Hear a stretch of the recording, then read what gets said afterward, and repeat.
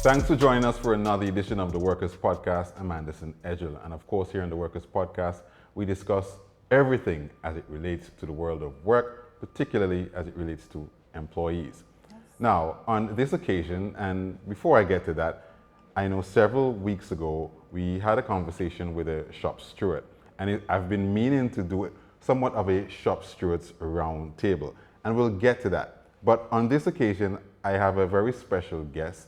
She is an industrial relations officer here at the Antigua and Barbuda Workers Union, the newest, I might add, but she's had a long history as a shop steward. And that will be quite a bit of our focus for this podcast today, experiences as a shop steward. Onekha, thank you so much for being with us here on the Workers Podcast. Yes, thank you for having me, Brother Edgel.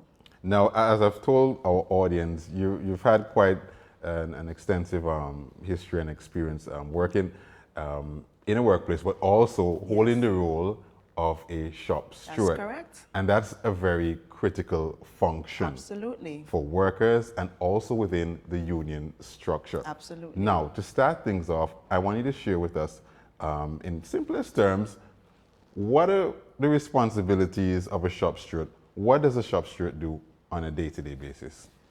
Anderson, we are the go-between, in the most simplest form, between the worker, the union, and the management. Okay. So our job is very important. And that is why it is important too for the union to equip us with the knowledge and information so we can then help to advocate and to mediate issues that arrive at the workplace. Sometimes once we do our jobs correctly, we don't even need to have a union officer come in. Okay, now talk to me a bit about your experience. How did you get involved in being a shop steward, and what was it like holding that role? Well, to tell the truth, Anderson, I knew I was going to not only be a shop steward, but be an industrial relations officer as a career. Wow. Let me give you a little secret. So my mom, Mrs. Onekha Elvin, she was an executive member here at the union. And little kids growing up, we actually grew up here at the union. Yes, we did have this fancy building now, but back then it was a board building. We had persons like Sister Lila Simon and Sister Green. And every time they had activities here at the Workers Union, we will be, she's not gonna leave us home. We will be here, we were helping them to make placards, we will do cake making classes. I mean, we involve in basically everything that the union does. When they have meetings, of course, we have to be a part of the meetings. At that young, tender age, you don't know what these meetings are about, but over time, you get to love and understand and appreciate them. So fast forward now to my work life. I started to work at the Antigua and Barbuda Transport Board. And one day, Brother Kem Riley, who was the representative at that unit at the time, came to have a meeting. We were in the process of doing negotiations, and so he came to update the workers as to the negotiation process. And he was explaining that we need a shop steward, you know. And he looked across and said, Miss Elvin, you come. I'm going to nominate you to be a shop steward. Okay. Just like that. You understand? So, of course, me being up to the task, like, okay. And from that initial nomination, I was able, the Workers Union really took an interest. They trained me. I went to workshops. I went to seminars. I traveled, represented the union. And throughout the journey, I learned so many things, and then everything started to connect.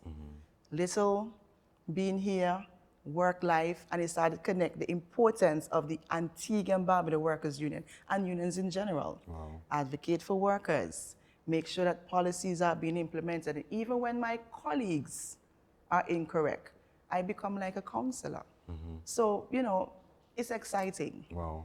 What were some of the biggest challenges you faced as a shop steward? Letter writing. Because everything that you do, you have to document. Yes, we can have a conversation, but then over time, memory fades. So the best thing to do is to document. And I was weak in that area. And of course, again, the Antigua and Barbuda Workers Union stepped right in. Senator David Messiah, they had a workshop in Barbados. It was a young workers workshop. And he was like, Miss Elvin, come pack your bags, let's go. You have a passport? I said, yes, sir. You know, you're young. I don't know what you're talking about. You're going to Barbados for the workshop. I said, okay. So I went to Barbados, and there they had a letter writing class, and they basically break down and explain the dynamics of how to do it, why you do it, what you're doing. You know, the 5 Ws and the 1H. Yeah. So over time, and then when I came back, Brother Kem said, anytime you need assistance, I'm always here. So if you're not confident in sending your documents, send them to me, I'll vet them. And then And that was you functioning as a shop as steward. a shop steward. So the union officer made himself available Absolutely. to look over any documentation Anything that you're at all. He preparing. said if you have any questions. And one thing I love about this union, if you call the union 100 times, 99% of the times they're going to answer, and the 1%, you're getting a call back. So I was never alone in the workplace. I always had the backing of this union here. So, you know, you made you feel like, okay, I can do anything and accomplish anything. Yeah. And as a result of that, I decided I'm going to be a union officer one day. So I applied, and I got a response and said no availability. And at the time, they were looking for somebody that is more experienced in the industrial industry. Yeah. And me just being, 20-something, having a little workshop from Barbados under my belt, And so I said, something that's not going to deter me. And every single year, for about 10 years, I applied. And we're going to see how that story ends. We're going to get some more details on how that story developed. But let's come back to you as a shop steward. Yes. What are some of the most common mistakes that you see that you would have seen your colleagues make in the workplace? Ordinary workers, what are some of the mistakes, some of the pitfalls that workers typically find themselves in, or where employers are able to erode or disrespect workers? Well, just not understanding what the work policy or the collective bargaining agreement says. Wow. So that's where education comes into play. My role at the shop steward at the time came into play. Because it's simple. You need a vacation day, this is a procedure. So procedures, persons may not understand procedure. And it's not everybody can read and understand. So my role was to not only read, to interpret it, to understand, and to assist them in executing some of, just to get things smoothly done at the workplace. Yeah. Even to speak for them. I remember several cases where persons may have a question or do not even know how to approach the HR. Because lots of my colleagues found HR and management to be intimidating. But because of the training of the Antigua and Barbuda Workers Union again, you understand it's not a fight, it's a conversation. And so they taught me how to approach, how to have conversations with your management and your peers, and to represent my colleagues at the time to have these conversations and get issues resolved. So Brother Kem can tell you, if we had 100 issues, he probably showed up at the workplace maybe 20% of the time, because the other 80%, I'm able to handle them within the workplace, and effectively too. Excellent. So again, communication is a shortcoming. Big. that workers typically have in Yes, terms big of issue. how they relate Absolutely. with their employers, and also not knowing their collective. The bargaining agreements and the procedures that applies, And as a shop steward, you were able to give them some assistance in that regard. Absolutely. Okay, great. So now let's step forward a bit. Yeah.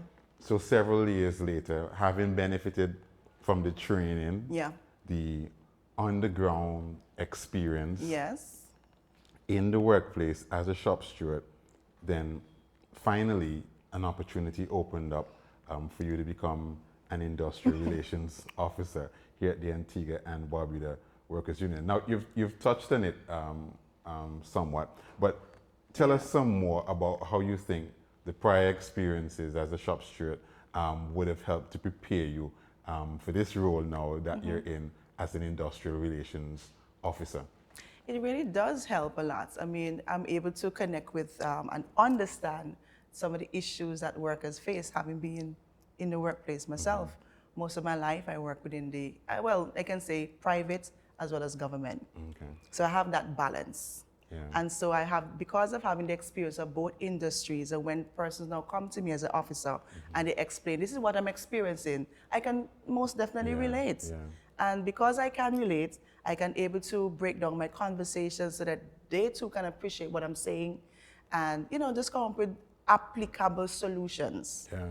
So this role has really assisted me from a shop steward to this role has really assisted me because the dots are connecting now. Yeah, yeah, absolutely. I now see that the training and and all of the exercise that I've gone through, I can now help somebody else to have that experience and to equip them as well too. So even now as an officer, just in speaking to persons that walk in my office, we've had a number of persons sign up to become members, a number of persons sign up to be shop stewards, just by having a conversation and sharing my experience and the importance of shop stewards within Antigua and Barbuda workplace, or work field. Good. So now you shared with us earlier about the idea of connecting the dots. Yes. Your tradition in the union movement coming Yes. from your mom, your experience as a shop steward, and then now being here as an industrial relations officer. So I'm seeing it from that point of view. But what I want to ask you, why industrial relations? Why did you choose this path? Now I get to some extent maybe the path chose you, right? Judging from your background, your tradition with your family. But Yes. ultimately the decision would have rested with you. Why did you choose industrial? Why not? I mean, it's an exciting role. As a shop steward back then, our main focus was learning the collective bargaining agreement and specifically Section C of the Labor Code. Now as an officer, you not only learn the collective bargaining, Section C, but you learn the entire Labor Code. You also learn legislations, you learn policies, and you learn that everything connected to society as a whole. You know, so we are not just here to advocate for workers' rights within the workplace, but workers in general. So you now have a bigger picture and a better understanding of our role, because we sit on many boards, many boards in Antigua Barbuda, legislative boards, policy making board, and these boards govern the entire country and the future and minimum wage and you name it. So because of this union here and its involvement in a broader scale, we are able to advocate for workers on a bigger worldwide level. Excellent. We are part of international, regional bodies. So yes, shop steward is very important because it's just a step and a chain to the ultimate goal of what we're doing now here as the Workers' Union. So there's another aspect of your journey that's interesting to me as well. So we've often heard the union movement being described as a male-dominated field, and that is changing, Of right? course, It is I'm here. changing, and there are a lot of aspects of the union movement where you see women at the backbone, Yes. right? If you look at the executive of our union, for example, women have always been on the historically, yes. at least in a 50-50 capacity Yes. to the men, and even in some cases more women than men. And if I look at the analytics, the data for our union membership, I know beyond the shadow of a doubt that we have more women in our membership than men. Now, in terms of the practice of industrial relations, maybe there's where we see more men operating than women.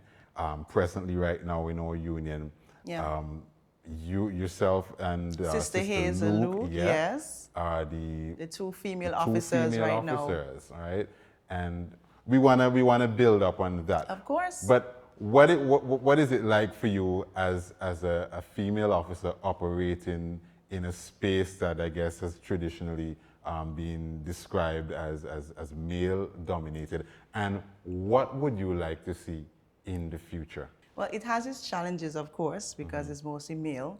But as a woman, as a strong woman, of course, we make it pellucid that we are here to stay. We have a seat at the table. We want to be heard. And we are going to be heard. We are going to advocate for the issues and the policies that affect us as women.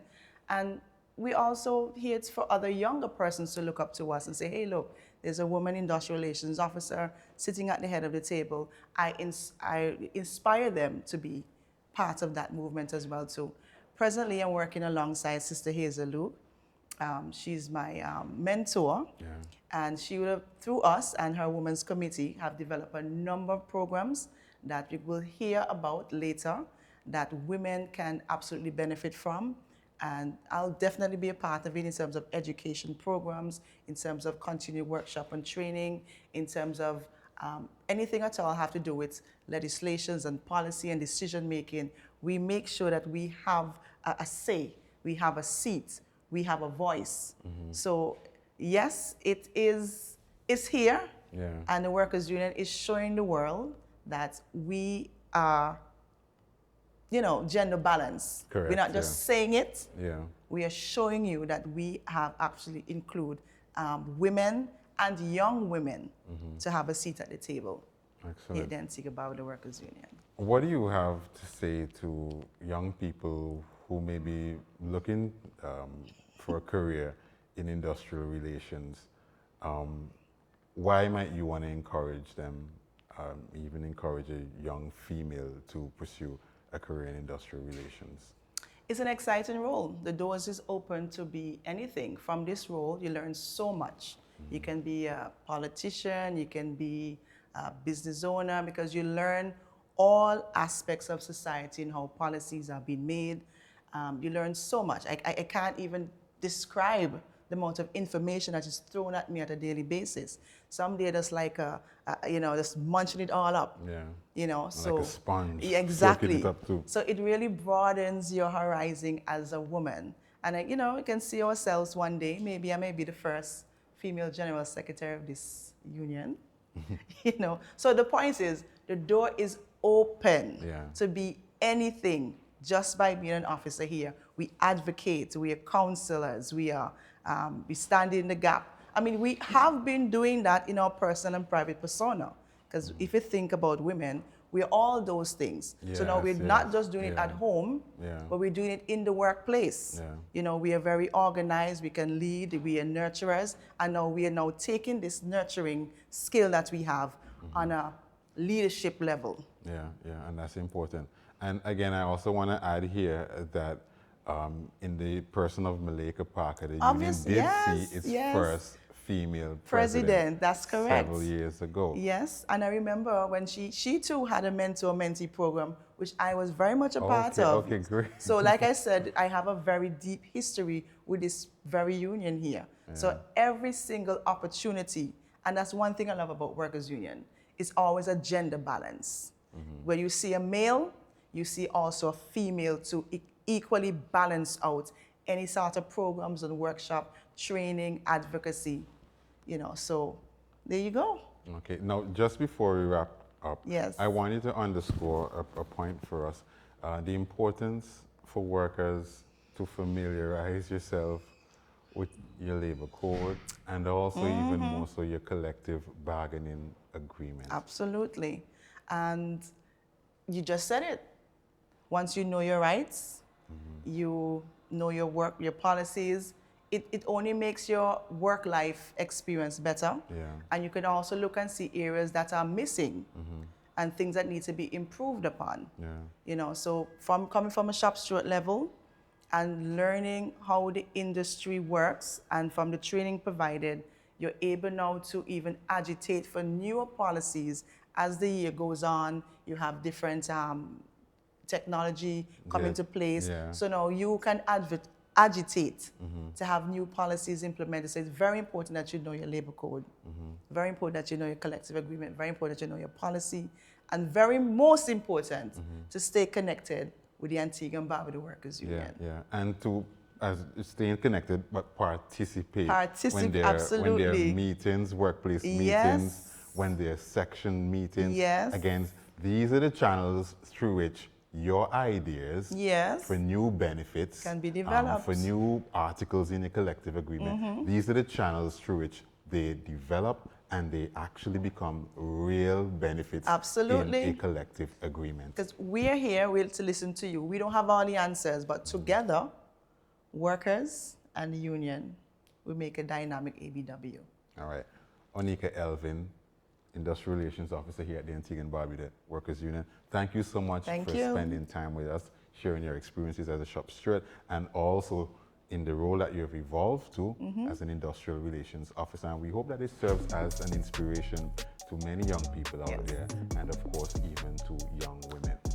This has been another edition of the Workers Podcast. I'm Anderson Edgel. Thanks for joining us. Look out for another one.